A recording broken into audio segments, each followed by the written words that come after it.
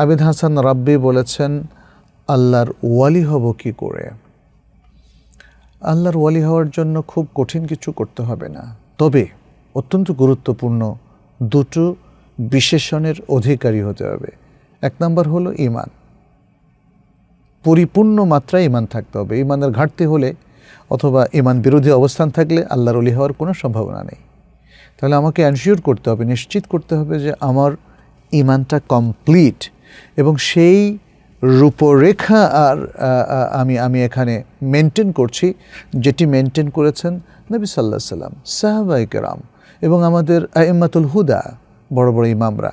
কারণ ঈমানের জায়গাটা আসলে নবী, আম্বিয়া, সাহাবায়ে কেরাম এবং ইসলামের বড় বড় স্কলার, সালাফ থেকে ভিন্ন হওয়াটা কখনো গ্রহণযোগ্য নয়।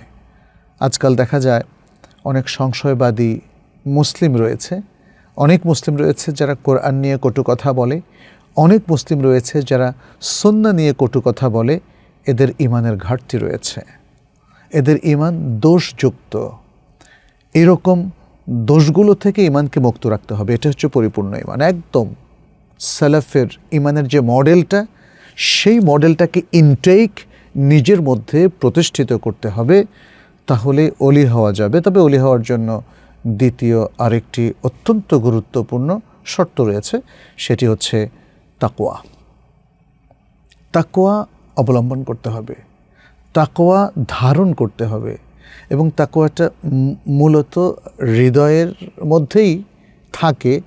হৃদয়ের তাকওয়াটাকে পোষণ করার পরে তাকওয়ার বাহ্যিক যে রূপ, সেটাকে এস্টাবলিশ করতে হবে।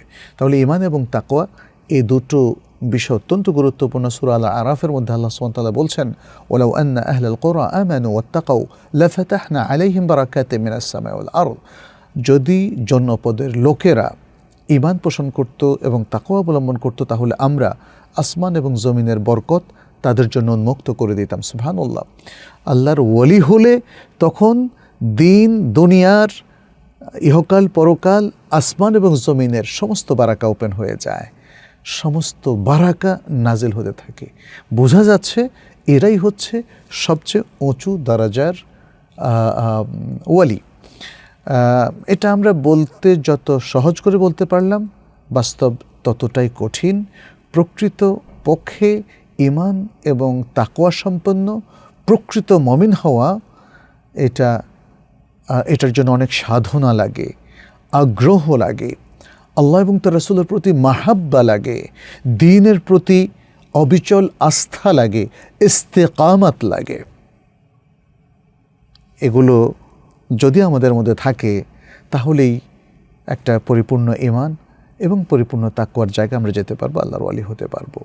এখানে আমরা মোদ্দা কথায় তাহলে বলতে পারি, আল্লাহর ওয়ালি হওয়ার জন্য দ্বীনের পথে থাকতে হবে, পাপ বর্জন করতে হবে, এবং ঈমানকে ধ্বংসকারী যে বিষয়গুলো আছে সবগুলোকে পরিত্যাগ করতে হবে।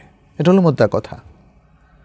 আর তাকওয়ার একটা এসেন্স আল্লাহর ওয়ালিরা সবসময় রক্ষা করে চলেন, সেটা হচ্ছে পৃথিবীর যে কোনো আকর্ষণের জায়গা তারা নিজেকে অত্যন্ত নিয়ন্ত্রণের মধ্যে রাখেন, সংযত রাখেন। এর একটা উদাহরণ আমরা বুখারী মুসলিমের সে বিখ্যাত হাদিসটিতে পাই, যেখানে রাসূল সাল্লাল্লাহু আলাইহি সাল্লাম কিয়ামতের দিন আল্লাহর আরশের ছায়ায় আশ্রিত 7 ব্যক্তির কথা বলেছেন। তার মধ্যে এক ব্যক্তি হচ্ছে বলেছেন, ওয়ারাজুলুন দাআতহু ইমরাআতুন যাতি মানসাবিন ওয়া জামালিন ফাকালা ইন্নী আখাফুল্লাহ। এমন ব্যক্তি যাকে অত্যন্ত পদমর্যাদা সম্পন্ন এবং সুন্দরী এক রমণী ডেকেছিল, বলেছিল তার সে সৌন্দর্যের সাথে একাকার হয়ে পৃথিবীকে ভোগ করার। তখন সেই ভদ্রলোক এই আকর্ষণ থেকে নিজেকে মুক্ত রেখে বলেছিলেন, ইন্নী আখাফুল্লাহ, আমি আল্লাহকে ভয় করি, আমি আল্লাহকে ভয় করি।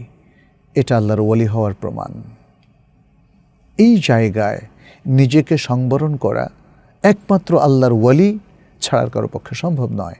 একমাত্র পাক্কা ঈমানদার এবং তাকওয়ার শীর্ষ পর্যায়ে অবস্থানকারী ব্যক্তি ছাড়া আর কারো পক্ষে সম্ভব নয়।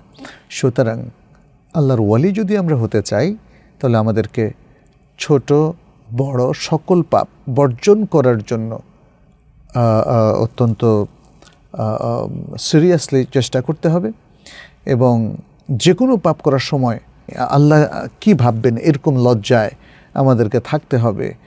যত আকর্ষণকারী সেটা হোক না কেন, যত আহ্বানকারী শক্তিশালী আহ্বানকারী হোক না কেন, সর্বাবস্থায় আমরা পাপ থেকে মুক্ত থাকব।